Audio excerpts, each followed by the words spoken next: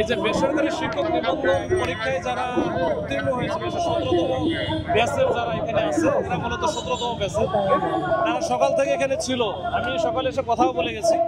এদের মধ্যে থেকে 5 জনকে আমি ঠিক করে দিয়েছি যে 5 জন সচিবালয়ের ভিতরে যাবে, গিয়ে সংশ্লিষ্ট দপ্তরে কথা বলবে, কথা বলে তাদের বিষয়গুলো জানাবে।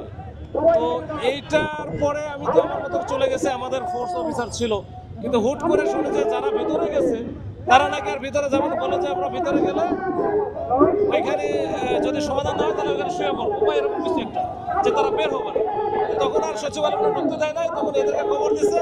এরা আবার ওই লিঙ্ক রোডে গিয়ে তখন আমাদের ব্যারিকেড ভাঙার চেষ্টা করছে বা সচিবালয়ে দিকে যাওয়ার চেষ্টা করছে।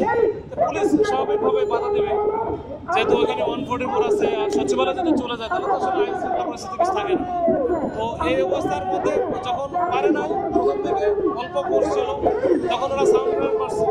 তো সাউন্ড গ্রেনেড মারলে এটা করা কি, সাউন্ড গ্রেনেড মারা হয় কারণটা কি? এটা মারা হয় ডিসপার্স করার জন্য, যে তারা যেন ওখান থেকে চলে যায়। কিন্তু এই সাউন্ড গ্রেনেড মারার পরে ওরা কিছু অংশ চলে গেছে, কিছু অংশ আছে, এর মধ্যে আমরা এসে উপস্থিত হই।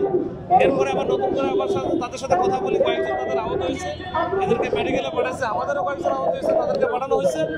আর নতুন করে যে 5 জন গেছিল যারা ঢুকতে পারে নাই সচিবালয়ে, তারা আবার সচিবালয়ে আমি পাঠাইছি যে গিয়ে সংশ্লিষ্ট দপ্তরে কথা বলে আসে। এই হচ্ছে অবস্থা। এরা এদেরকে এখন শান্তিপূর্ণ অবস্থায় আছে।